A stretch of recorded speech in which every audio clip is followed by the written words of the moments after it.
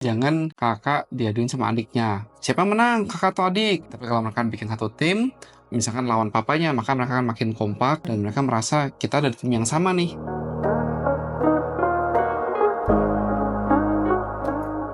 Anak saya yang besar posesif sama papanya.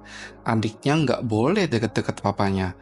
Gimana caranya ya biar dia ngerti dan juga adiknya bisa tetap deket sama papanya? Kayaknya kalau masalah kayak gitu, berarti kan sebenarnya baik ya si papanya deket nih sama anak yang gede. Udah kebentuk. Iya, jadi mereka udah kompak lah ya istilahnya. Cuma kan sekarang yang jadi masalah adalah si adiknya.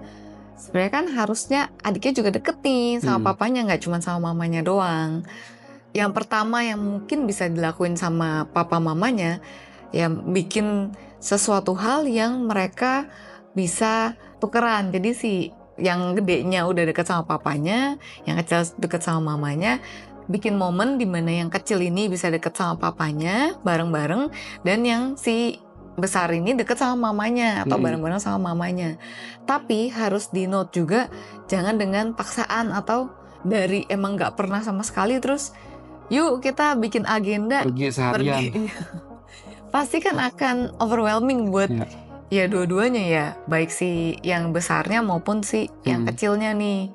Mungkin hal-hal simple kayak lagi pergi bareng-bareng nih, berempat misalkan ke restoran.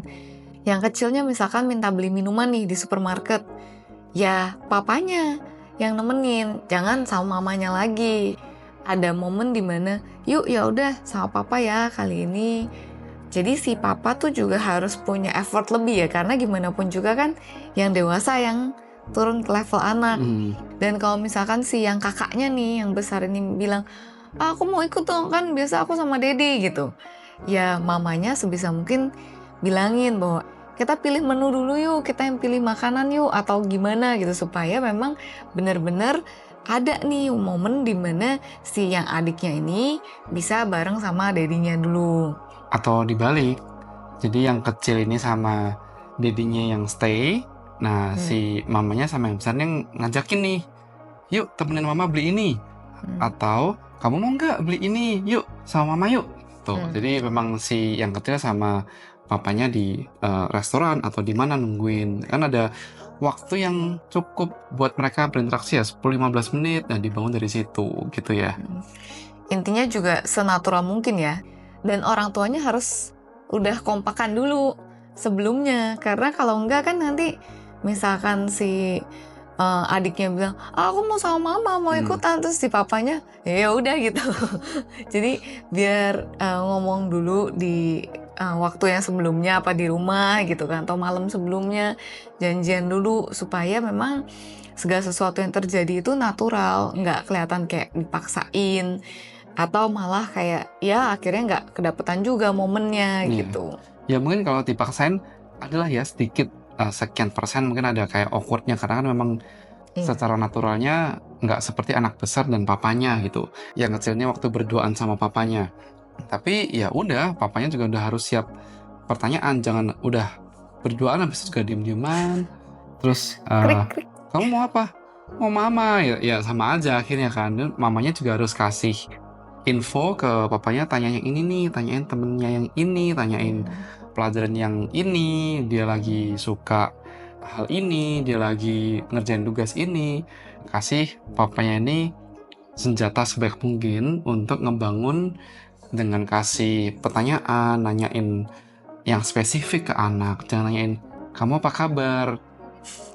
Ya akhirnya kan kamu happy nggak di sekolah gitu. Iya, makin aneh lagi kan. Dan yang kecil mungkin juga berpikir, apaan nih sih papa, udahlah nggak mau lagi sama papa, enakan sama mama. Karena yang sudah terbiasa spare time ya yang kecil sama mamanya. Aku dulu ada pengalaman sih, waktu kecil sempet pengen minta nonton satu film kartun gitu kan. Mama langsung bilang tuh udah sama papa aja. Ya udah, ya aku sih tetap happy ya, karena kan akan nonton film tuh, film kartunya yang memang aku pengen. Habis itu temenin papa. Ternyata emang dari rumah sampai ke bioskop, sampai nonton, sampai selesai, itu udah diem-dieman terus gitu. Ya bingung juga, spend time sama papa tuh mau ngebahas apa gitu kan. Sekarang habis kita punya anak, aku jadinya juga ngerti waktu udah plan mau berduaan sama anak kita ya. Ya aku juga udah ngerti, sedikit banyak adalah beberapa bahan pembahasan yang udah kesimpan di kepala. Oh, nanti bakal nanyain ini, atau nanti bakal ngajakin ke sini, yang tahu dia lagi suka boneka ini, nanti diajak ke toko ini yang memang ada karakter boneka itu. Dari situ, karena dia suka karakternya, sudah akan natural muncul pembahasan, muncul diskusi, pertanyaan apa aja. Kan kita sekarang ada tuh toko-toko yang banyak lah ya karakter-karakter, bentuknya boneka, bentuknya tas, bentuknya buku di covernya itu. Anak ngejek ke situ aja cukup happy kalau dia ketemu karakter yang dia suka. Dari situ mulai ada pembahasan. Nah, kalau udah ketemu teman yang seru yang dia suka dengan karakternya itu, terus diajak balik ke restoran ngumpul sama kakaknya dan sama mamanya juga, ya akan lebih natural itu. Dan kakaknya pun bisa ikut nimbrung juga, karena kemungkinan juga dia udah ngerti karakter favorit adiknya. Dan juga mungkin kalau misalkan kayak lagi pengen sesuatu apa dan mamanya yang tahu, mamanya bisa kasih ide ya ke papanya buat beliin deh. Terus juga jangan cuman papanya yang beliin terus kasih ke mamanya, suruh mamanya kasih, ini dari papa gitu. Jangan kayak gitu, tapi bener-bener si papanya ini yang kasih dan bungkusin. Atau misalkan anaknya udah mulai bisa baca nih, ya ditulisin di notes. Atau misalkan kan papanya sibuk kerja, tipikal yang emang bener-bener nggak bisa ninggalin pekerjaan buat spend time di hari-hari weekdays gitu ya. Mungkin bisa sesekali kayak tulisin surat, papa pengen loh sebenarnya spend time sama kamu, tapi papa lagi ngurusin kerjaan nih, lagi padat banget. Nanti weekend ya kita bareng-bareng gitu. Kasih itu di kamarnya dia, di meja belajarnya dia misalkan. Itu akan bikin anak merasa oke, emang tahu papa lagi sibuk kerja, tapi dia tahu papa tetap sayang dan peduli sama dia. Tetap ada effort yang dikeluarkan meskipun mungkin nggak gede ya, tapi effort itu udah membuat satu impresi lah di hati anak. Bahwa dia tuh tahu dia disayang dan papanya peduli sama dia. Ya mungkin memang lebih sulit kali ya dari sisi papa-papa, karena kan emang biasanya si mama nih yang sama anak-anak kan di daily activity-nya, dan papa-papanya harus kerja. Cuma memang ambil kesempatan, ambil waktu, ambil momen dimana sebenarnya anak-anak tuh nggak butuh kayak wah pokoknya harus sebanyak-banyaknya atau gimana, tapi dengan kita kasih satu waktu yang spesifik dan itu kita bener-bener dedikasiin buat anak, nggak megang gadget, sebisa mungkin nggak ngurusin kerjaan, kita kasih itu ke anak bener-bener bisa nerima itu di hatinya dia langsung, karena anak-anak tuh berasa orang yang bener-bener sayang dan perhatian sama dia ya. Mungkin ada juga satu hal lagi yang bisa dikasih juga tips buat yang anaknya lebih dari satu.